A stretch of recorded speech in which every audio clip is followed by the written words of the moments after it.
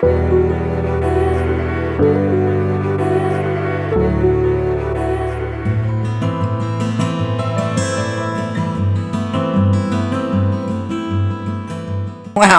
this is a full-on week again. Oh my goodness, but you got it covered, and it can bring you some incredible moves forward as well.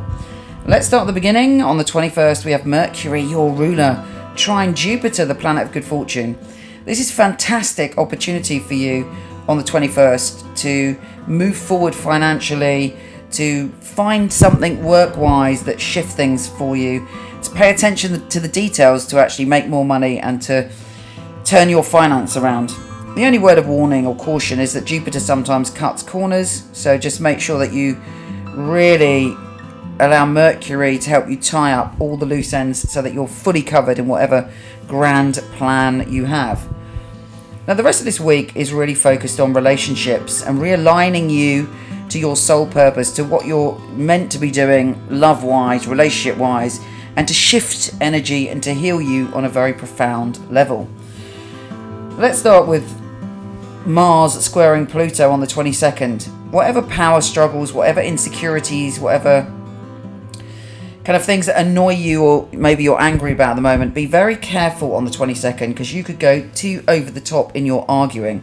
Mars is in quite a tricky position of primal emotions, and if somebody messes with you or a partner, you may overreact and kind of really say something that cuts someone to the core, so just be cautious. Mercury, your ruler, is shifting signs on the 25th, and you're a much better communicator after that, much more gentle. You want harmony, you want peace in relationships, you want balance, and actually you're prepared to compromise to make that happen. The big news of this week, of course, is the eclipse of the new moon. It's the second eclipse of this month, and these two eclipses are really doing major soul work. They're transforming our life, whether we like it or not. Ultimately, of course, it will be for our greater good, but at the time it can feel as if you are just having to deal with so much stuff, as all your emotions arising from your unconscious. Now, the eclipse, firstly we've got Mercury, your ruler, going into your position of harmony, relationships, and then we've got the eclipse new moon in that position, conjunct Mercury and Neptune.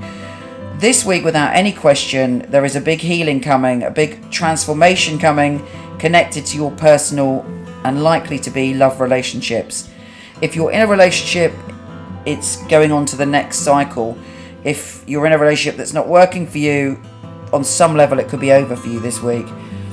You want everything to be right. If there's something within you causing problems in a relationship, possibly to do with the way that you communicate, you can heal that.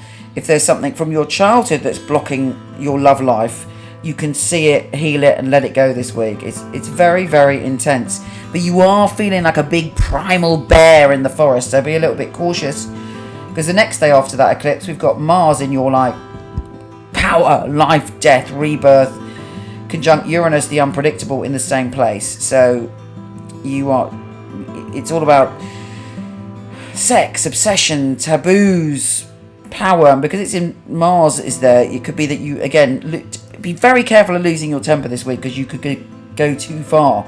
You are, however, reclaiming your power when it comes to your job and your career, and you're able to sort something out. You're like, okay, right, I am going to sort things out. Again, a word of caution, do not come on too heavy.